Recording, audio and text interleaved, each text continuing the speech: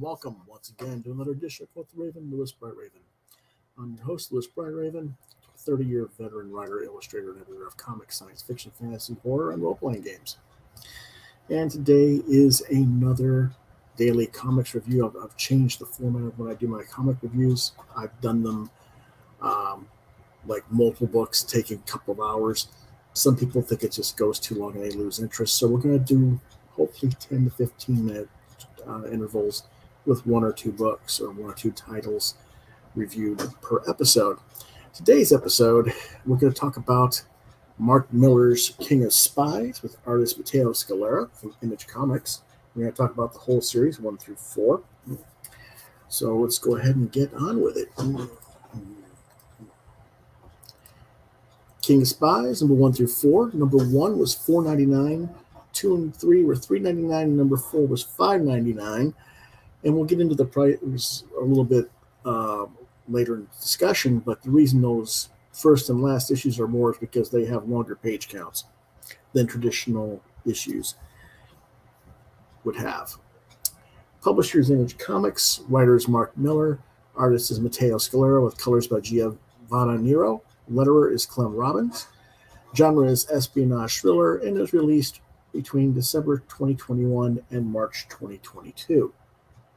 And there is going to be a trade paperback. I don't know if it's been released in sync with the last issue, the 4th issue, or if it's being released next month. But it's available. You can tell your retailer you want it if they don't have the single issues in stock. What it's about. Rolling King is basically Millar's fill-in for James Bond, only if he were allowed to grow old. King is the best there is, but he's lived a long life, and he put his queen and country before the family he left at home, and now it's going to come to bite him on the ass when enemies from all sides start gunning for him and his family. In many ways, King is similar to the characters from Millar's Kingsman series, but he's more seasoned, more rough around the edges. Not that he doesn't have that Bond air of class, and I use that term a little bit loosely, the gentleman spy about him, I guess you could say. But he's got a darker, nastier side to him that Ian Fleming put into the original James Bond, but was seldom seen in the movie versions of the character. At the same time, Millar is also trying to call into question the character's choices made in life as the good soldier and the price that has come to be collected for it. When you strip the flag or patriotism for your country away from a person like this, what is left of the man? Mm-hmm. In issue number 2, we've learned that Rolling King has 6 months to live, and that he intends to take out as much of the corrupt British and other countries' governmental leaders as he can, while kind of sort of trying to also reconnect with his family.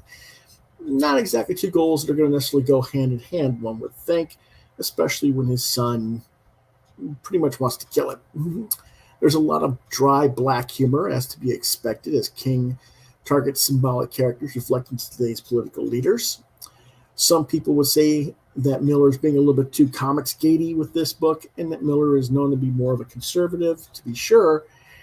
But I think he's also being reflective of typical Bond villains, or how Captain America has behaved on more than one occasion when Captain America has dropped the Captain America persona, and Steve Rogers adopted a different hero identity due to the conflict between his ideals and personal beliefs and what the U.S. government was up to. By issue 3, King has kidnapped the Pope and is going to end him for covering up all the pedophiles and other criminals within the church. But the governments and various agencies are all gunning for him now, led by his son and oddball twin assassins. See the cover in here on the right, where the woman has no arms and carries her brother on her back who has no legs. It's kind of a weird looking situation there. Very weird concept of characters, but it certainly makes them memorable. The whole series so far is a roller coaster, and it ends with a bang, leading into the final issue of the series. I'm not going to spoil the final issue of the series by discussing it, but it's fairly well done. Mm-hmm. Overall, it is what one would expect from a Mark Millar comic. It has the same basic tropes of what he does in Kingsman. So if you like that franchise, then this book is certainly up your alley, and you should probably get it. If that particular franchise wasn't your thing, or you're just not into this gentleman spy subgenre, meaning James Bond or the Patrick McNee Avengers, then I would have to advise you pass on it. Matteo Scalera's artwork is very nice. I actually like it better here than I do on Black Science, which is saying quite a bit because I actually really like Black Science. But I think this is more heavily into featuring his line art, and that the colorist here, Giovanna Nero, wasn't quite as painterly as Dean White was on Black Science. And I think there's a little bit more nuance of line work and heavy blacks present, more so in this, which makes for the art seem a little bit bolder and it pops a little bit more. Another difference is that this series is much more reliant upon realism and drawing people and objects that are identifiable in the real world, whereas Black Science was more open and imaginative in design and scope, which is, not a good or bad thing for either book. It's just two different approaches. But Black Science was like 45, 50 issues long, I think, in the run. And I think that did wear a little bit on Matteo as an artist as the series progressed to some degree, because it can when you have to continually come up with new designs and visual stimulation, I guess you could say, to make it different and unique. Whereas with this, there's a lot more groundedness, and you're using a lot more reference to make certain things look a certain way. So I think it's a little bit, I wouldn't say it's easier, but it's just different approaches to the comic. And I think it works better a little bit in this series for what Matteo was trying to do. And it could be also that this is just a shorter series, so he had a better chance to really focus on it as well. Mm-hmm. It is definitely one of Image's stronger titles in recent release, and I would not be surprised to see this story get adapted to a film a la the Kingsman franchise, possibly with director Matthew Vaughn co-helming once more. It just has that natural progression to it from that franchise. This book is rated M for mature readers, and properly so. I do wish that it were properly marked as such on the front of the book instead of being barely visible on the UPC code on the back cover, though, and I'm going to show you what I mean in a second. Rated M for mature readers, I give the series 4 out of 5 stars. Now, what I mean about the rating is it's so small. Where is it? Oh, other way. Maybe. No. We'll find it. There. Okay, there it is. Where? Oh, okay. You see where it's at? Very small here. Rate of M mature on the back cover here. Very, very small print in the bottom right corner. And that's not on the back, so unless someone's looking for it, this is a pretty cool looking cover. A 13 or 15-year-old could easily pick this up. And while the violence in this book is somewhat similar to what you'd see in a PG-13 films, or some of the more R film, but this is a little bit heavy R in a way because of the themes that are going on in the book. There's nudity, there's other things going on that are definitely more mature psychologically speaking, I think. So I would definitely, I would have liked to have seen an M, under the image logo on the front so that people would know that it was a mature reader's book. I understand that a lot of creators and publishers are leery of doing that because they think it affects sales. And to some degree it does. But the reality is, if you're really targeting your audience correctly, you really want to keep people that aren't part of your target audience out of it, if in a way. So to protect your own, protect yourself from the watchdogs, protect your retailers from the watchdogs, I guess you could say, because there's always going to be somebody who's going to complain. So anyway, it's just a minor thing. Let's take a quick look at Matteo's artwork.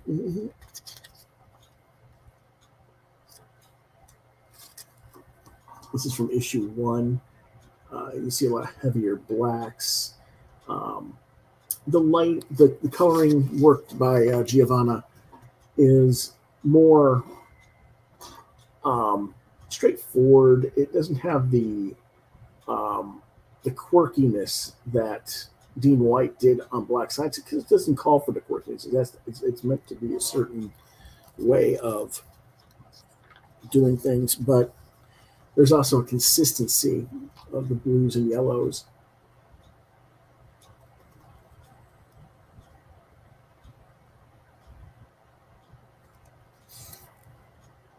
And if I had the Black Science right nearby, I would show you a comparison and contrast, but I don't. I didn't think to bring it by the computer. My bad. But this is overall a very well done series. And I do recommend it. Here we go. This is from issue 2. Sorry about the reflection from the light on the computer.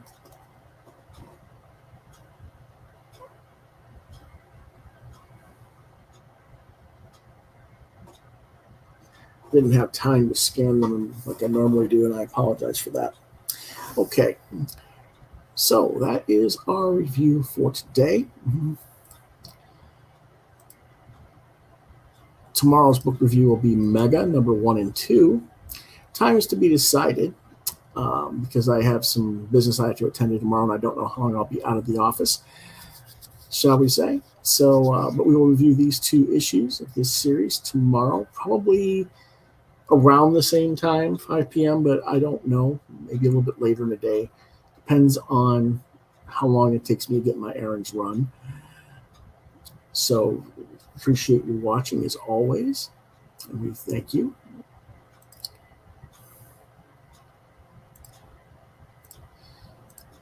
And hope you guys have a great day.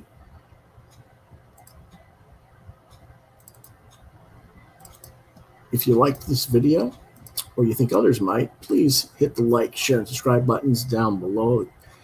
And to help continue to get content from made from this channel. As always, I thank you for watching and for your support.